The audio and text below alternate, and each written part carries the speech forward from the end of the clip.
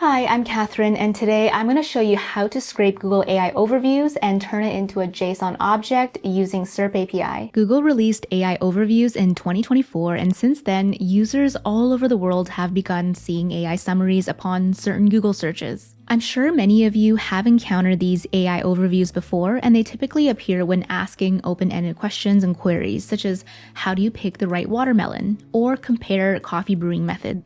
If you're building an application that could benefit from incorporating AI overviews from Google, or you want to do market research on how often your business is mentioned in AI overviews, then this tutorial is going to help you get that data into a simple, clean JSON object. Before we get started, make sure you've created a free account on SerpApi so that you can get access to 250 free search credits. I'll assume that you've got Node and a basic project set up. If not, check out this video that will take you through all the steps of setting up a basic project. In the root directory of our project, create an index.js file which will contain the entire script we run to call SerpApi and pull Google search results from the web. I've also installed and imported a couple libraries that will be useful. .env to access the API key stored in the env file, and SerpApi to make the API call even easier. Before I forget, let's also copy our API key from the SerpApi dashboard and paste it into our env file. SerpApi provides a ton of different APIs to scrape all sorts of search result data types: Google Images, Google News, and Google Shopping, just to name a few. Since AI overviews are contained within the default Google search results page, all we need to do is perform a standard Google search using SerpApi. To do that, we'll call the imported function getJson and pass in our object of parameters. The only two required parameters are API key and Q, which stands for query. Since Google only triggers the AI overview for open-ended and slightly more complex queries, let's set our search term to how do you brew coffee. If you're not sure whether or not your query will return an AI overview, you can always do a search on Google itself and see if you get an AI overview, or just go to our online playground, which I'll link in the description below. Now let's console log the response and see what we get back from the API. To do this, we need to pass in a callback function that defines what we want to do with the JSON data once it's retrieved. I'm using callbacks in this case, but since getJson is an asynchronous function, you can use async await as well. In your terminal, run node index.js from the root directory in order to run the script. Within about a second, you should see the search results returned to you in a nice structured JSON object. And this is optional, but I'm also using the package colorize so that the JSON strings are a little bit easier to read in the terminal. And now let's run this again. If an AI overview is applicable to this query, you should be able to see AI overview property at the first level of the search result object. Now, as mentioned previously, not all queries are going to result in Google providing you with an AI overview. I'm going to first check if search results.ai overview triple equals undefined to see if AI overview is provided for this query. If the AI overview property is undefined, that means there isn't an AI overview for this query, so what we'll do is just console log no AI overview and return early. Otherwise, let's console log just the AI overview from our search result.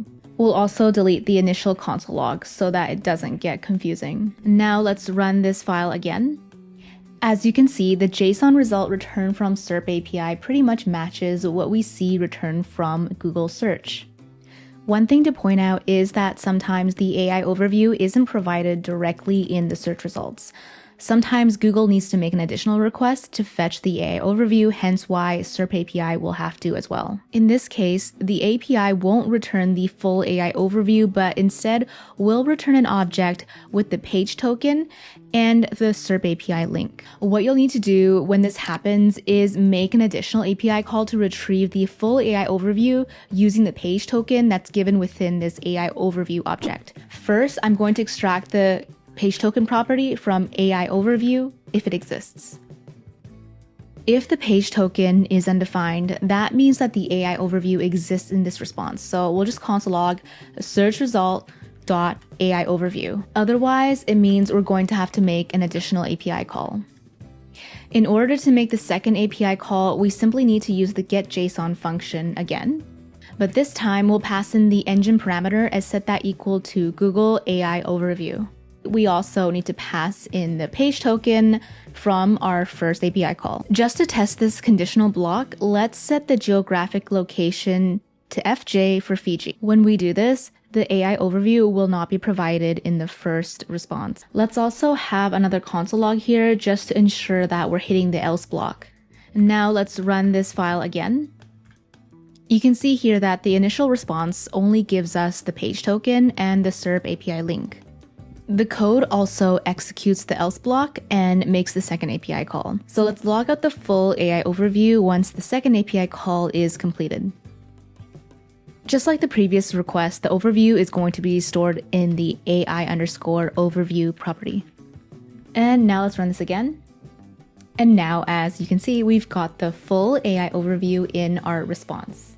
The Google AI overview comes in many different forms depending on your query.